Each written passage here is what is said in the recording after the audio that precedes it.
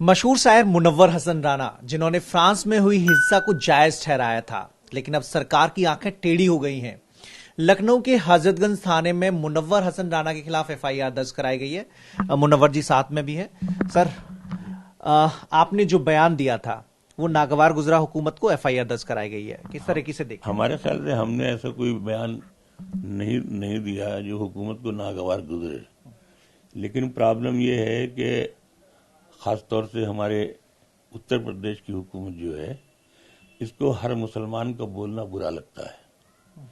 हम तो ये कह रहे हैं कि ये दीपक पांडे कौन है? हमारे कैरेक्टर की तलाशी लेने के लिए, हमारी संपत्ति की तलाशी लेने के लिए, हमारे किरदार की तलाशी लेने से पहले उस दरोगा के घर की तलाशी भी ले ली जाए। इसने कितनी दौलतें हराम की कमा रखी होंगी, वो क्या जाने शब्दावली। मैं शायर हूं, जिंदगी के 50 बरस खर्च कर दिए लिखने और पढ़ने में। अगर मेरी शब्दावली में कहीं अगर आतंक हो तो फिर उसमें शब्दावली में कविता कहाँ रह गई?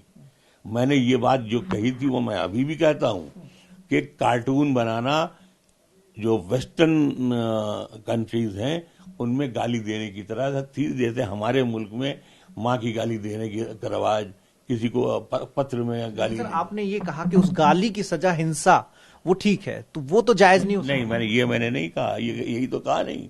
मैंने ये कहा कि जब एक टीचर ऐसा कार्टून दिखाएगा तो कोई भी शख्स पागल हो सकता है। और कत्ल जो है, दुनिया के 80% कत्ल जो है वो जुनून की हालत में होते हैं, जब आदमी पागल हो जाता है। प्लान के हिसाब से 10-5% कत्ल होते होंगे। मैंने ये कहा और मैं अभी भी कहता हूं कि इस हिंदुस्तान में अगर कोई आदमी किसी देवी देवता की अभद्र का कार्टून बना दे, तस्वीर बना दे, अगर उसको कोई जुनूनी हिंदू मार दे, तो आप ये नहीं कह सकते हैं कि साहब कत्ल को जायज करार दे दिया गया। अगर आप जायज करार देना मान रहे हैं तो ये जो हजारों बरस से हमारे मुल्क में ऑनर किलिंग हो रही है, इस पर कत्ल, कितने लोगों को फांसी हुई कत्ल मारने वालों को। ये सर वो विषय अलग है ना। आप नहीं, अलग कैसे आप मानेंगे? आप वो भी धर्म का मामला है ना, वो भी धर्म का मामला कि इस धर्म की लड़की ने उस धर्म की, ये जो कानून बना रहे हैं योगी जी कि अगर वो लव जिहाद नहीं, सजा तो उसमें भी दी जाती है, कार्रवाई उसमें भी होती है। नहीं, लव जिहाद का जो कानून बना रहे हैं तो उनका मकसद ये है कि उनको ये बनाना चाहिए कि अगर कोई हिंदू से मुसलमान लड़की शादी करती है तो ये घर वापसी। कोई हिंदू लड़की मुसलमान से शादी करेगी तो हम उसको ठोक देंगे, मार देंगे, पेल देंगे, खोद देंगे, जो उनकी एक शब्दावली है। तो आप ये देखिए कि ये पहलू खान का कर्ज, इखलाक का कर्ज, ये सब क्या है? ये धर्मी के लिए तो हो गया ना कि आप किसी के धर्म का मजाक उड़ाएंगे। कोई किसी को गाय मानता है, आप उस गाय को ले जा रहे हैं, या आपके पास निकला या नहीं निकला, 100 लोग अचानक मार देते हैं। इस 100 पागलों को तो कभी सजा नहीं हुई, उनको मनिस्टर हार पहनाते हैं। और अगर वहां किसी पागल ने उठकर, अगर आप उसे गलत मानते हैं तो उसे भी तो गलत मानेंगे ना। अगर तराजू पे तोलेंगे तो गलत तो वो भी है और वो भी है। हमने कहा जो ये यहाँ जो हो रहा है वो जुनून में हो रहा है। आप यही कह रहे हैं कि जुनून में हो रहा है। आप उन गुंडों को आतंकवादी नहीं करते, आप उन्हें गुंडा भी नहीं करते। सेंट्रल का मिनिस्टर झारखंड जाकर के हार पहनाता है जिसने तबरेज को मारा है। आप इसको क्या कहेंगे आप? और मैंने अगर ये बयान दिया कि मोहम्मद साहब का कार्टून बनाने का मतलब ये है कि पूरे इस्लाम को आप किसी तरह से आप डैमेज करना चाह रहे हैं, उसमें कोई पागल दीवाना अगर किसी को मार दे तो आप इसको ये क्यों कह रहे हैं कि हमने हत्या को जायज ठहराया?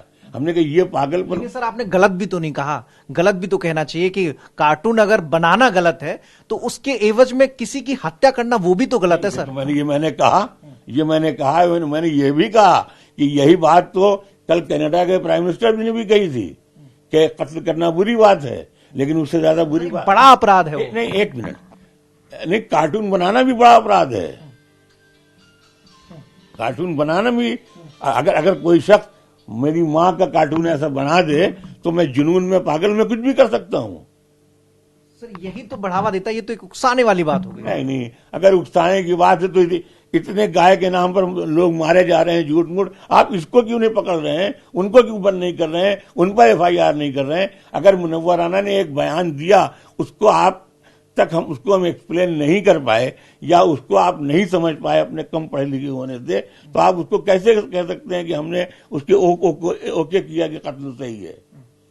हमने मतलब आप ये मान रहे हैं कि वो अपराध है, अगर कोई कार्टून बनाता है तो कम से कम उसका कानून के हिसाब से एक्शन लेना चाहिए, न कि खुद ही हिंसा करते हैं। आप ये कह रहे हैं अपराध है ना। देखिए, जैसे मैंने जब बल्लभगढ़ में पानी देना, बल्लभगढ़ में जब वो लड़की का रेप हुआ तो मैंने जैसे ही पढ़ा कि 2 मुसलमान लड़के, तो मुझे अंदर से तकलीफ हुई कि ये बहुत बुरी बात है। मैंने फौरन ट्वीट किया, और मेरा जुनून हो या जो भी हो, कि अब कल को वो सुप्रीम कोर्ट बोलेगी who is Munawwar Rana to decide it, तो मैंने ये कहा कि देखिए, ये जो इस देश में ये सब हो रहा है, इसकी सजा सिर्फ एक है, उन दोनों लड़कों को उसी मकाम पे ले जाकर के शूट कर दिया जाए और बाकायदा ऐलान कर दिया जाए कि आप लोग देखने आइए कि हम कातिल को कैसे मारते हैं। मतलब आपको लगा कि वो चीज गलत है, कि अगर वो हत्या हो रही है आपको लगा वो गलत है? यकीनन। तो वहां की फ्रांस की हत्या को फिर वो क्यों नहीं लगता कि बड़ा अपराध है, और वो कम से कम आप अगर कोई किसी चीज को लेकर मतभेद है तो उसका एक लीगल प्रोसीजर है उस देश के हिसाब से? तो वो कर रहे होंगे अपना, हम तो इसको नहीं बोल रहे हैं। हम ये कह रहे हैं अगर एक स्कूल टीचर, लेकिन सर आप ये भी तो आप एक बता रहे हैं कि अगर ऐसा होता है और इस आवेश में आकर अगर वो ऐसा करता है तो तब आप वो कह रहे हैं उसे, मतलब एक तरीके से कह रहे हैं कि ऐसा हो सकता है क्योंकि वो जुनून में आदमी कर देता है, पागलपन में। यस, हम ये बात कह रहे हैं कि दुनिया के जितने कत्ल होते हैं उनमें 80% जुनून में होते हैं। ये जो भाई भाई को मार देता है तो कैसे मार देता है, बाप बेटे को मार देता है, वो जुनून गलत है ना सर? जुनून तो गलत है, इसी को पागलपन कहते हैं। इसीलिए इस्लाम में भी गुस्सा हराम माना जाता है। लेकिन अगर जुनून में कोई कर देता है तो जो सजा होगी वो हुकूमत देगी, ऐसा तो नहीं माफ कर देगी मेरे कहने से। या अगर मैंने कह दिया तो फ्रांस मुझसे माफी मांगेगा। आज फ्रांस ने पूरी, आप जब बात कहते हैं तो उसके मायने हैं, लोग आपको सुनते हैं, युवा आपको सुनता है, तो अगर आप ऐसी बात करते हैं तो सर उसकी स्वाभाविक सी बात है लोगों में नाराजगी भी होगी और आप पर सवाल भी खड़े होंगे। देखिए, ऐसा है कि हाँ, हम जो बात कहते हैं वो इसी तरह के लोगों को जिन पर एक खास ठप्पा है, जो किसी पार्टी विशेष को बिलोंग करते हैं, उनको हमारी हर अच्छी बुरी बात बुरी लगेगी। ये जो हिंदुस्तान में जो नफरत 5-10 बरस से फैलाई जा रही है, ये उसका नतीजा है। वरना जो टेररिज्म के जो मानी ढूंढे जा रहे हैं, आज तक हिंदू दुनिया में टेररिज्म के मानी नहीं निकाले जा सके। आप टेररिज्म किसको कहेंगे? आप जो गोडसे को सही ठहरा रही है वो आप उसको सांसद बना करके उसको इज्जत दे रहे हैं, और महात्मा गांधी जिन्होंने पूरे जिंदगी इस देश को बचाने में गुजार दी, आप उन्हें बुरा बता रहे हैं और उसकी सजा कुछ नहीं, उसके मंदिर बनवा रहे हैं। तो लखनऊ पुलिस की कार्रवाई को लेकर क्या कहेंगे आप? लखनऊ पुलिस मुझे ले जाए, बंद कर दे। मैंने तो बहुत पहले मैंने ये कहा था कि मैं कोई अपील करने भी नहीं जाऊंगा। मैंने ये कहा कि 69 बरस की उम्र में मैंने सच बोला है।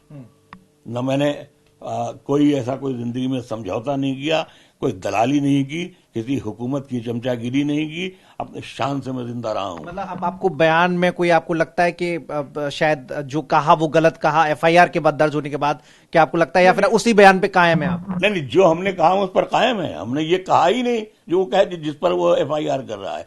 एक मामूली सब इंस्पेक्टर जो हाई स्कूल जिसे नकल करके पास की हो, वह हमारे बयान पर उंगली उठाएगा? जो रिश्वत के सहारे आकर के नौकरी कर रहा होगा? कैसी हुकूमत है कि बजाय कोई दूसरा आदमी एफआईआर करे? हुकूमत की बेशर्मी है कि वो एक दरोगा से हमारे ऊपर एफआईआर करवा रही है। तो मुनव्वर हसन राणा जो उन्होंने कहा उस पर अभी भी कायम है, हालांकि जो लखनऊ पुलिस कार्रवाई करेगी उसका सामना करने को मुनव्वर हसन राणा तैयार है। कैमरा शैलेंद्र पाठक के साथ Manish Yadav, TV9 Bharatvarsh, Lucknow. News top 9 रोज सुबह 7 बजे और शाम 7 बजे सिर्फ TV9 भारतवर्ष पर।